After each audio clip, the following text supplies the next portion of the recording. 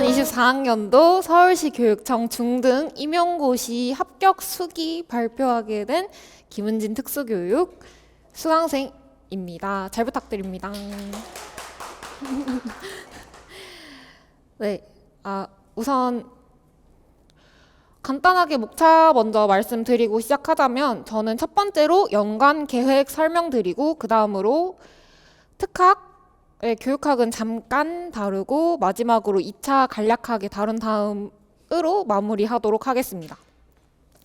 네, 그러면 우선 제가 점수부터 말씀드려야 할 것 같아서 이렇게 가져왔는데요. 저는 이번 1차에 교육학 18.67 그리고 전공 57점으로 서울시 1차 커트라인 65점에서 약 10점 정도 높게 합격한 다음에 이제 2차에서 최종으로 10.33 더 높게 받아서 이번에 서울시 2등으로 합격하게 되었습니다. 네. 네.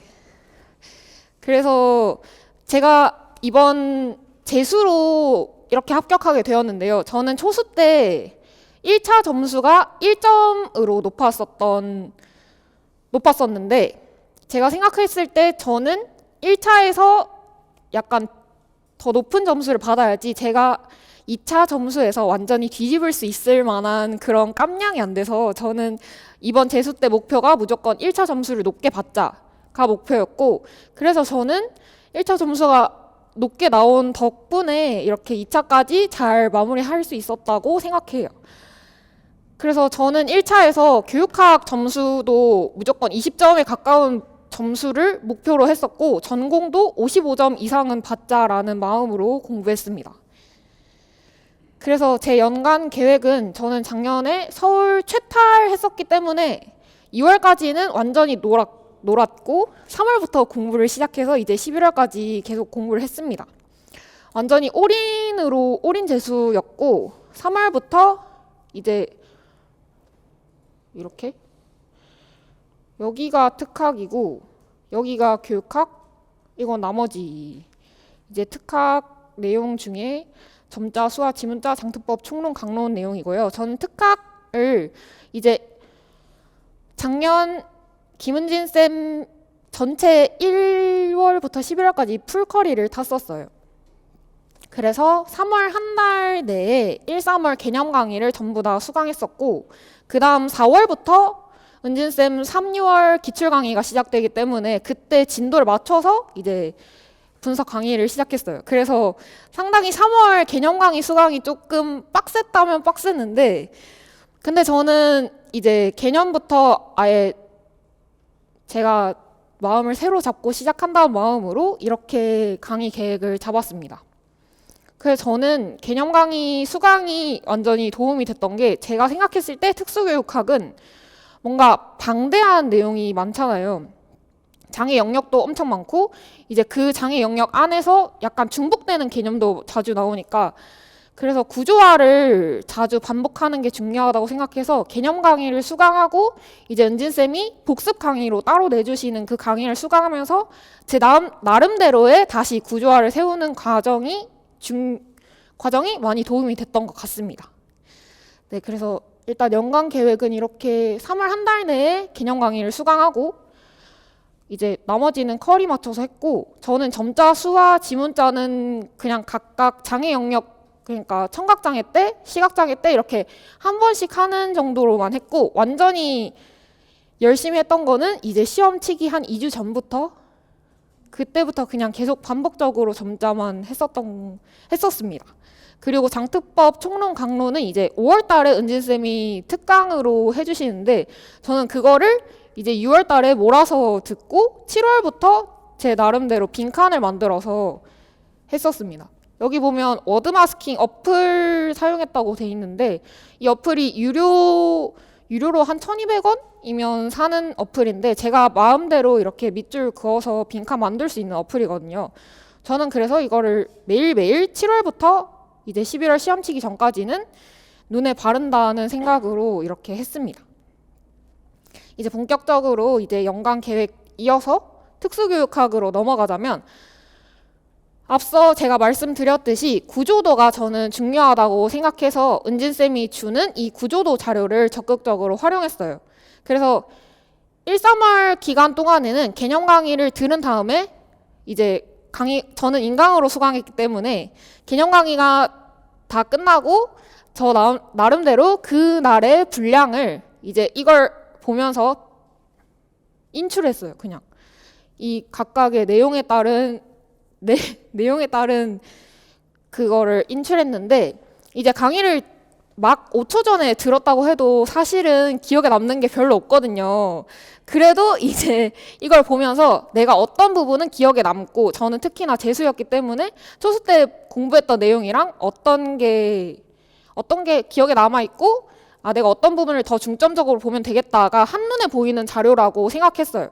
그래서 구조도 자료로 백지 인출을 하면 내가 다시 개념 공부를 할 때 이 부분은 내가 인출 잘 못했으니까 이 부분은 좀 더 꼼꼼하게 봐야지가 생각나는 도구로 잘 활용했기 때문에 이 구조도 자료를 즉시 인출하는 자료로 활용했습니다. 그리고 이 인출한 내용을 바탕으로 은진쌤이 이후에 내주는 복습 강의 수강했고 딱 그 정도의 깊이로만 1, 3월 개념 강의 때는 이 정도로만 인출하려고 했습니다.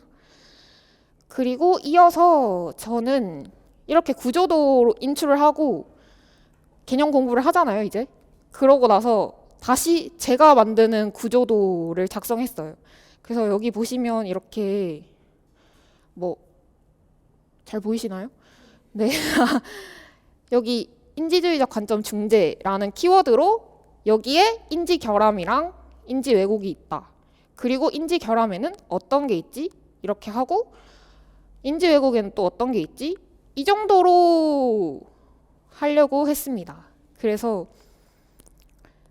해당 영역을 공부한 다음 그 공부한 분량만큼 구조도 인출하고 그 공부한 분량만큼 다시 개념 공부하고 그리고 백지 인출까지가 1, 3월 개념 강의에 대한 저의 공부 루틴이었고 이거는 제가 3, 6월 기출 강의나 연도별 기출 강의 등까지는 계속해서 반복해서 활용했습니다. 백지 인출이라고 하기에는 정말 저도 러프하게 했기 때문에 막 그런 건 아닌데 구조도 인출을 하면은 이게 내가 어떤 부분에 대한 해당 영역이 어떻게 이루어져 있는지를 정리할 수 있어서 좋았거든요. 예를 들면은 의사소통 장애는 딱 들어가자마자 말장애랑 언어장애로 나누는 그 분류부터 공부하고 그 다음부터 말장애에 대한 조음음운 장애, 이렇게 기능적 운송 장애 등등등 이렇게 이어지는 그 차례를 제가 나름대로 제 방식대로 정리할 수 있어서 저는 이게 아주 도움이 됐습니다. 그래서 해당 영역별 제가 은진쌤 커리를 타면서 계속 해왔던 거기 때문에 1, 3월 강의에서는 이 정도 깊이였다면 이제 이후에는 조금 더 자세하게 인출할 수 있도록 이렇게 했고요. 네, 점차 자세히 인출하려고 노력했습니다. 그렇지만 영역별로 저도 조금 이건 좀 알겠는데 이건 좀 잘 모르겠다 하는 부분이 있었기 때문에 저는 그래도 계속 반복하면서 익숙해지는 게 중요하다고 생각했어요. 네.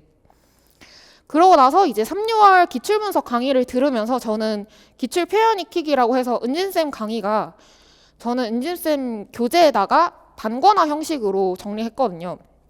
이게 제가 마지막 파이널 때까지 보면서 계속 공부했던 자료인데 이렇게 날개로 되어 있는 이 문제에 대한 정답을 다시 기본 교재 내용에서 어떤 부분이 해당하는지 밑줄 치면서 이 표현을 익히고 또 이렇게 반복되는 기출일 경우에는 여러 개가 반복되잖아요. 이 표현이나 어떤 부분에서 출제되는지 또 무엇을 묻는지가 중복되는 게 되게 많단 말이에요. 그래서 약간 기출 경향을 익히고 두 번째로는 기출 표현을 익히고 내 표현으로 어떻게 정리할 수 있을지 보다는 해당 교재 내용이나 강론 내용에서 어떻게 표현하면 좋을지 정답에서 어떻게 표현하면 좋을지를 정리하는 과정으로 활용했습니다. 그래요? 네, 그래서 저는 이렇게 당시 공부한 내용을 이제 인강 들으면서 정리하고 기출 교재 보면서 다시 기본 개념 공부를 이런 식으로 진행했습니다. 그리고 나서 이제 3, 6월까지는 이런 식으로 하고 이제 이렇게 구조도 인출 계속하고 이제 7, 9월 연도별 강의나 7, 8월 문제풀이 강의 때는 이렇게 선생님께 은진쌤이 인출표를 주신단 말이에요. 이거는 9, 11월 파이널 때도 주는 자료인데 저는 이거를 이제 공부 다 한 다음에 구두 인출용으로 혼자 활용했습니다. 제가 좀 늦게 말하는 것 같긴 한데 저는 공부하면서 스터디 없이 그냥 혼자서 공부를 했거든요. 제가 독서실을 다녀서 그런 것도 있고 인강생이기도 하고 또 지방에서 혼자 공부하다 보니까 그냥 스터디 없이 공부하는 게 제 스타일이랑 맞기도 하고 저는 은진쌤이 시키는 대로 하는 게 좋아서 네. 그래서 저는 혼자서 공부했기 때문에 이런 인출표를 적극적으로 활용했어요. 그래서 공부한 다음에 누가 물어보지 않아도 이 내용이 어떤 식으로 나왔는지 혼자 중얼중얼 말하고 네. 그렇게 다시 인출되지 않는 이런 식으로 잘 모르는 내용 나오면 다시 뒤로 돌아가서 어떤 내용인지 다시 공부한 다음에 아이패드로 공부를 해서 제가 위에서 공부한 내용을 즉시 다시 인출해보고 하는 식으로 공부했습니다. 그리고 9, 11월 모고에서도 구두 인출 용도로 이렇게 활용했고 저는 그리고 9, 11월 모고 때는 모고가 2주에 한 번 있고 그게 본 2024학년도 기준으로 제가 2주에 한 번 있고 그리고 쌤이 열어주는 작년도 강의가 매주 있었기 때문에 그 날짜를 맞춰서 제가 직전에 공부를 한다는 식으로 저는 은진쌤이 그때도 말씀해 주시긴 하겠지만 이렇게 5일 동안 영역을 벼락치기 하라는 식으로 이제 진짜 시험이 토요일이라는 생각으로 공부하라고 하셨는데 저는 그런 식으로 공부를 하고 이제 90일을 모고 치고 이제 혼자서 공부한 다음에 마지막으로 인출표 활용해서 공부하는 식으로 했습니다. 그리고 나서 저는 이제 영역별로 기출 공부하고 제가 너무 두서없이 말하는 것 같은데 다시 말씀드리자면 91월 파이널 때는 연도별로 공부하고 연도별 기출하고 그리고 영역별 기출, 영역별 공부를 병행했습니다. 네, 그래서 이 영역별 공부는 이런 식으로 아까 앞서 제가 보여드렸던 자료를 다시 활용해서 이 구조도 자료에 인출했어요. 이때부터는 백지 인출이 약간 너무 시간이 많이 들어가는 작업이라고 생각해서 미리 주어져 있는 구조도 자료를 활용하고 이후에 점점 익숙해지면 이렇게 네, 굳이 쓰지 않고 이렇게 구두로 인출하기도 했고 저는 근데 구두로 인출하면 제가 혼자 하다 보니까 약간 좀 많이 졸게 되더라고요. 그래서 다시 또 쓰다가 타자 치다가 이런 식으로 병행해서 했습니다. 네, 이런 식으로 인출했고 여기까지가 제가 공부했던 특수교육학 방법이라고 보시면 좋을 것 같아요.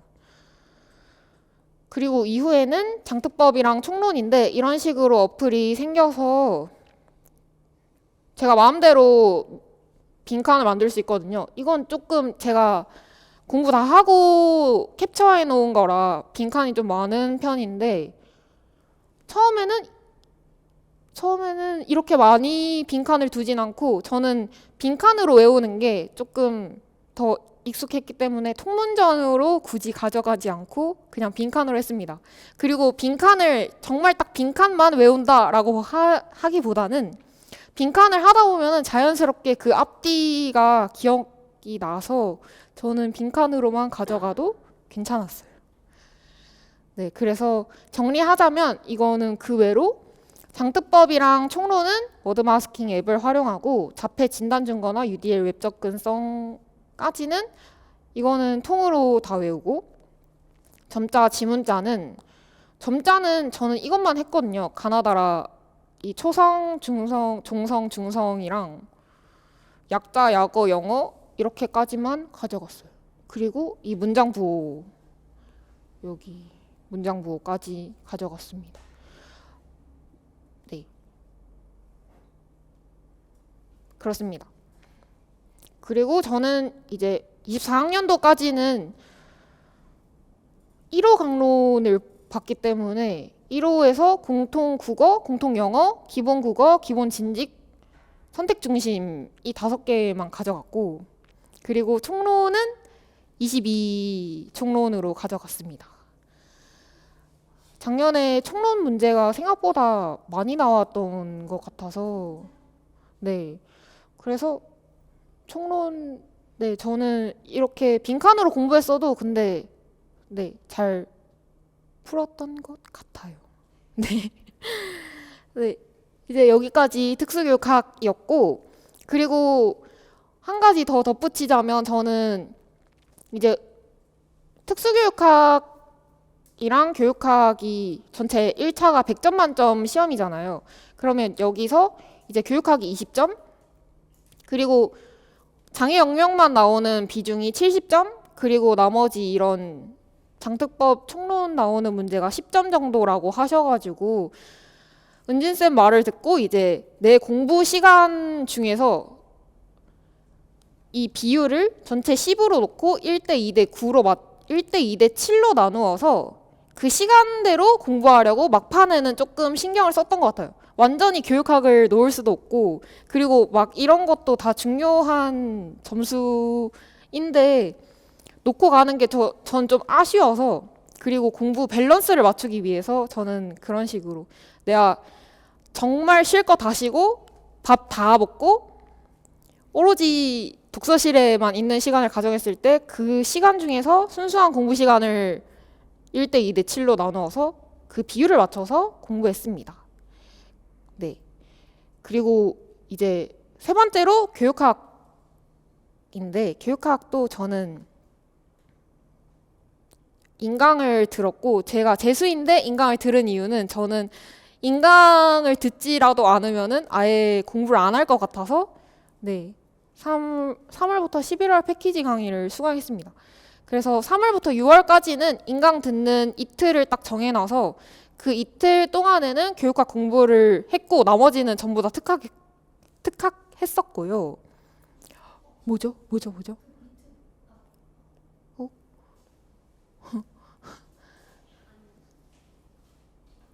네? 화면을 네네네네네. 네.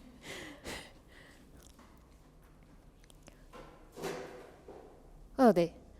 그래서 3월부터 6월까지는 이틀 정도만 교육학 공부하고 나머지는 특학했었고, 7월부터 11월까지는 이제 비율 맞춰서 공부한다고 매일 한두 시간 사이로 공부하려고 노력은 했습니다. 그게 좀 잘 지켜지지 않은 날도 있긴 했지만, 상대적으로 교육학은 하다 보면은 이거는 조금 익숙해지는 것도 있기도 하고 좀 나오는 부분에서 나오는 것도 있기 때문에 조금 느슨해지는 경향이 있긴 한데 그래도 끝까지 챙기려고 노력했어요. 네, 이거는 강의 자료 활용했던 거고, 여기까지 제가 1차 공부했던 방식이고, 저는 어쩔 수 없이 이때 1차가 전부 다 주관식 아니면 논술형이다 보니까 무조건 인출하는 게 중요하다고 생각해서 특학이나 교육학이나 인출하는 거를 꾸준히 했던 것 같아요. 네, 이상이고요. 그리고 2차 때는 이제 저는 1차 시험 끝나자마자 바로 2차 준비를 했었고, 그리고 1차 발표 전까지 이제 스터디를 하다가 1차 발표 후부터 시험 직전까지 2차 스터디를 계속 했었습니다. 저는 작년에 초수 때도 이렇게 1차 시험 직후부터 발표 전까지 스터디를 했었는데, 제가 이렇게 했던 이유는 저는 어쨌거나 2차가 좀 자신이 없던 편이었기 때문에 이렇게 했었고, 이것도 이제 1차 준비하는 동안에는 한 번도 안 하고 있던 형식이기도 하고, 저희가 1차 공부하면서 말을 많이 하거나 막 표정 연습을 한다거나 밝고 이런 건강한 정신을 갖고 있지 않잖아요. 그래서 약간 좀 리프레시하는 듯한 느낌으로 1차 시험 직후부터 바로 공부를 했습니다. 그래서 저는 은진쌤 2차 커리도 계속 따라갔었는데요. 그래서 면접에서 인풋이 중요하다고 느꼈었던 것 같아요. 왜냐면 저는 초수 때 이제 인풋이 거의 없는 상태에서 면접을 그냥 유창하게 말하기 정도로 공부를 했었는데 이번 2차에서는 조금 많이 그 면접 레시피를 다 공부했었던 내용이 많이 도움이 됐었습니다. 네. 네. 2차는 사실 지금은 별로 중요하지 않은 내용이어서 여기까지만 하고 이제 이렇게 1차, 2차 공부했던 제 이야기를 마치도록 하겠습니다. 감사합니다.